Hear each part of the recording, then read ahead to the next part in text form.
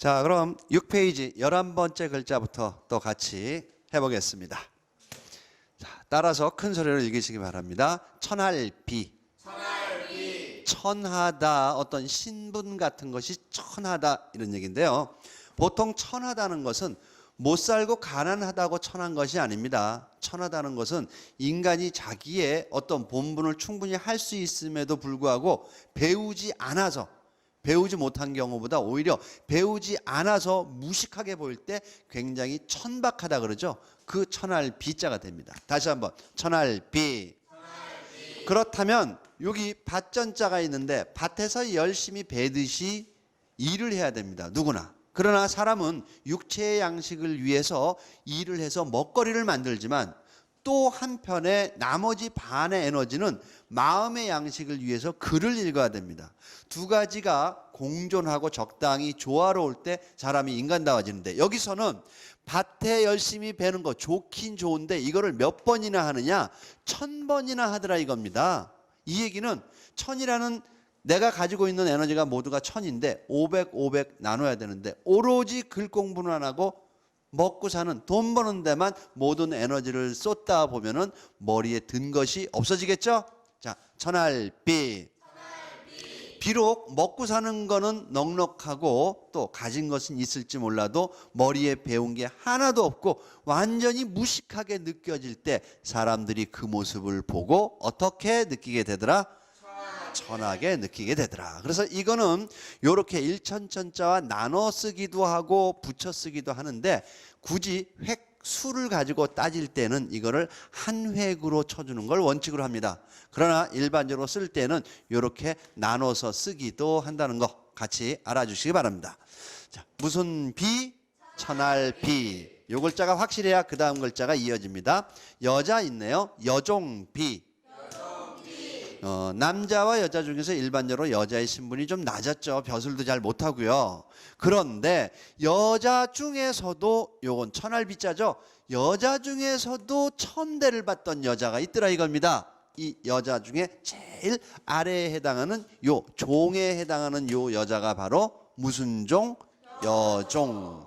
여종 비자가 되고 여기서 음이 나오는 거죠. 돌이 있습니다. 비석비.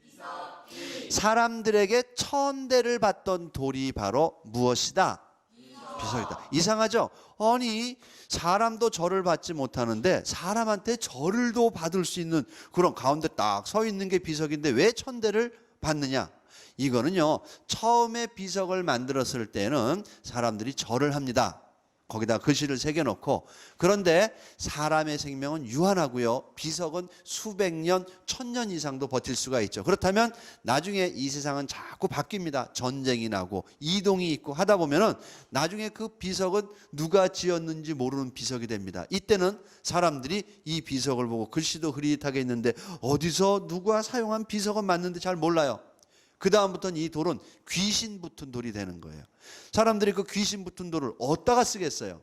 다듬이 돌로도 못 쓰고요, 담벼락, 담을 만들 때 벽돌로도 사용을 못 하는 거예요. 사람들이 지나가다 귀신 붙으면 퇴 하고 침 뱉고 지나갑니다. 자, 가겠습니다. 비석비. 그래서 오랜 세월이 지나서 이 비석을 만든 사람은 다 죽고 나서 그 이후에 이름 모를 그러한 비석이 됐을 때 천대를 받는다. 그 돌의 이름이 바로 뭐다? 비석이다. 자, 읽어보죠. 시작. 비석비, 여종비, 천할비. 그래서 요거도 한꺼번에 써도 되고요, 따로 쓰고 이렇게 일천천자로 써도 됩니다. 자, 다음 두 글자 또 나가죠. 자, 위선위. 가다가 있습니다. 어길위. 자, 둘 다 위자가 나오는 거 보면 요 글자가 위자가 나오는 거죠. 여러분들 요거 아마 앞 급수에서 배웠을 겁니다.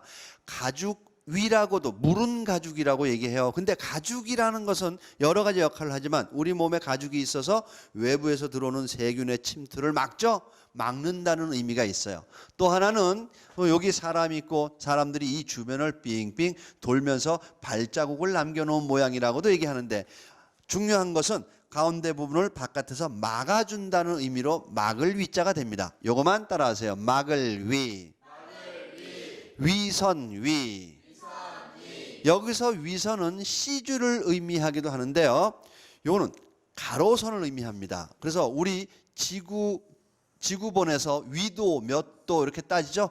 요 선이 바로 위선이 되겠습니다. 그러면 자, 실이라는 것은 가로선도 되고 세로선도 될 수 있지만 일반적으로 실은 세로선이 돼야 돼요. 왜? 실 끝을 잡으면 실은 밑에서 잡아당기는 힘에 의해서 이렇게 자연적으로 만들어집니다. 그렇다면 자, 실이라는 것이 세로선으로 이렇게 돼 있는데 따라하세요. 막을 위. 요 세로선이 돼 있는 걸 반대쪽으로 딱 막아서게 되는 선이 만들어진다면 요 막아선은 요 가로선을 무슨 선이라고 한다? 위선. 요걸 위선이라고 한다. 그래서 반대로 경선을 나타낼 때는 실자자가 들어갑니다. 왜? 실의 기본적인 위치는 경선이기 때문에. 자, 일단 가겠습니다. 위선 위. 어길 위. 어긴다. 자, 열심히 가고 있으면은 나 좀 내버려 둬. 나 가고 싶은 대로 가려고 가는데 하고 있는데 갑자기 막을 위자죠. 앞에 있는 순사, 옛날로 치면 포졸이 딱 막아 세웁니다. 당신 여기 못 지나가 하고 막아 세웠습니다. 이유는 여기 지나가선 안 되는 사람이기 때문에, 즉 법을 뭐 했기 때문이다? 어겼기 때문이다. 그래서 어길 위, 보통 위반위라고도 쓰이는 글자죠. 자, 같이 읽어봅니다. 시작. 어길 위, 위선 위, 어길 위, 위선 위, 비석비, 여종비, 천할비. 됐죠? 자, 다음 글자 들어갑니다. 나무 있습니다. 베개침. 자, 요 나무를 가지고 뭐를 만들었어요? 베개를 만들었어요. 자, 베개침자를 만들기 위해서는 옛날에 그 할아버지들이 이렇게 주무실 때 베던 그 목침 있죠. 그거를 다 갖다 놓고서 야, 이걸 한자로 어떻게 표현할까? 궁리를 했을 겁니다. 그래서 야, 이렇게 만들자 하고 만든 게 이 글자예요. 그렇다면 그 베개는 집 바깥에 있을까요? 집 안에 있을까요? 생각해 보면 베개야 당연히 집 안에 있겠지. 당연하죠. 근데 나무를 깎아서 베개로 사용하면 땀이 묻기 때문에 얼룩이 집니다. 그래서 나무를 그냥 베는 게 아니라 거기 아주 부드러운 비단 같은 걸로 딱 덮어서 감쌉니다. 자, 그렇다면 답이 나왔습니다. 따라하세요. 베개침. 나무로 만들었는데 여기 집이 있습니다. 집 안에서 쓰였더라 이거죠. 그러면서 요거는 덮다도 있고, 왜냐하면 요게 집에 우리 좋다 어질다가 아니고요. 요게 한꺼번에 합쳐졌다는 얘기는 집도 되고 그 다음에 덮다도 된다는 얘기예요. 집 안에서 사용하는 건데 덮어놨더라. 뭘로? 쭉 구워진 비단 같은 옷감으로 덮어서 감싸서 만든, 나무로 만든 집 안에서 쓰는 제품이 바로 뭐였더라? 베개였더라. 상당히 국어적으로 논리적으로 만들어 놓은 글자입니다. 자, 계속 가죠. 물이 있습니다. 가라앉을 침. 가벼운 것은 좀 약하고 속이 비어 있는 거고요. 또 무거운 것은 속이 꽉 찬 알짜배기입니다. 당연히 아래로 가라앉죠. 그래서 자, 물속에 넣으니까 뜨지 않고 가라앉는다, 이런 얘기입니다. 어디에서? 집안에서. 어떻게? 요건 좋다어질다 있네요. 집안에서 물에 관련된 것은요, 보통 밥을 짓기 위해서 쌀을 씻어서 이렇게 그 쌀을 물에다가 다 담가 놓습니다. 그러면 이 쌀이 제대로 된 알짜배기 쌀들은요, 밑으로 싹 가라앉고 그 다음에 껍질 같은 것만 남아있는 그런 쭉정이들은 위에 둥둥 뜹니다. 그렇다면은 자, 따라서요. 가라앉을 침. 집안에서 물에다가 곡식 같은 거를 넣었을 때 그 중에서 쭉정이가 아닌 좋고어진 알짜배기들은 물 밑바닥으로 뭐 하게 되더라? 가라앉게 되더라. 그래서 가라앉을 침자가 되고요. 하나가 더 있습니다. 따라하세요. 성시심.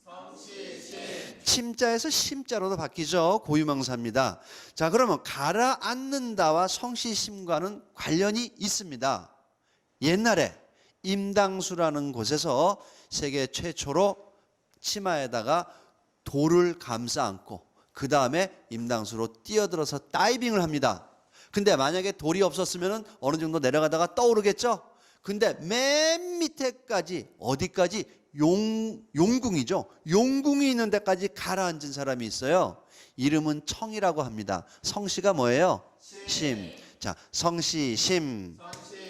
그래서 옛날에 이야기를 지을 때에도요, 그 사람의 성씨나 이름에 그 사람의 인생에 나타나는 큰 어떤 그 굴곡을 적당히 집어넣어서 복선을 깔아놨어요. 그래야 이야기 도중에 나오다 보면 이 사람의 성씨에 따라서 이 운명이 또 이렇게 바뀌는구나, 이렇게 좀 더 재미를 더하기 위함이죠.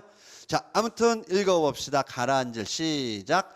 가라앉을 침 성씨 심 베개 침자가 됩니다. 자, 잠잘 침. 집안에서 뭐를 한다? 잠잔다. 장수가 뭐를 한다? 잠잔다. 덮다가 있네요. 덮여 있는 이불이죠. 덮여 있는 이불 안으로 들어오다 있네요. 이불 안에 덮여 그 안으로 들어가서 장수가 집안에서 뭐 한다? 잠잔다. 요거는 힘써 일한다라는 뜻이죠. 또는 오른손을 의미하기도 합니다. 그래서 들에 나가서 싸워야 할 장수가 갑자기 집안에 들어오더니 오른손으로 영차하면서 덮여있는 이불을 탁 들치고 그 안으로 쑥 들어가서 벌러덩 누워서 하는 일이 바로 뭐 하는 거다? 잠자는 거다. 그래서 잠잘 침자가 됩니다. 읽어보죠. 시작. 잠잘 침 가라앉을 침 성씨심 베개 침. 또 두 글자 남았네요. 자, 쟁반반. 뭐 소반반이라고도 하는데 소반이라는 말 많이 씁니까? 소반이 뭔지 보통 물어보면 잘 몰라요. 소반이 뭔데요? 들어는 봤는데 쟁반입니다. 쟁반. 밑받침대로 쓰는 그릇. 자, 그러면 이게 그릇이 있으니까 밑받침으로 쓰는 그릇이 쟁반이구나, 이렇게 보면 되겠죠. 근데 밑받침으로 쓰는데 그 위에 뭐를 올려놓느냐? 아무거나 다 올려놔요. 책도 올려놓고 비스켓도 올려놓고 심지어는 다른 그릇을 그 위에 올려놔요. 자, 여기서 요거만 따라하세요. 모두 반. 또는 일반반 하기도 해요. 일반적으로 모든 그런 뜻이에요. 그렇다면 자, 여긴 배고 창이네요. 창으로 배에 구멍 내면요, 이 배에 구멍이 나서 이 배가 가라앉죠. 어떤 배든지 다 그래요. 모든 배가. 그래서 모두 반자고요. 그릇은 그릇인데 수수께끼에 해당됩니다. 모든 것을 다 올려놓을 수 있는 받침으로만 쓰는 그릇을 무엇이라고 한다? 쟁반이라고 한다. 그래서 쟁반 반자가 되죠. 자, 손이 있습니다. 운반할 반. 손으로 배를 끌어서 뭐 한다? 운반한다. 아니, 배는 잘 가는데 왜 손으로 끌어요? 그렇죠? 그럴 수밖에 없어요. 왜냐하면 여기에 창이죠. 구멍을 내면서 들어가는 게 창인데 이 창이 배에 구멍을 내서 배에서 물이 새 올라오기 시작했습니다. 이거 그냥 갈 수가 없어요. 그러니까 얼른 사람들이 방법을 써서 이 배 비싼 거 물속에 빠뜨릴 수 없어 하고 손으로 끌어서 육지까지 뭐 하게 되더라? 운반하게 되더라. 자, 그럼 읽어보겠습니다. 시작. 운반할 반, 쟁반반, 잠잘침, 가라앉을 침, 성씨심, 베개침, 천할비, 여종비, 비석비, 위선위, 어길위. 이렇게 해서 또 6페이지를 모두 마치겠습니다.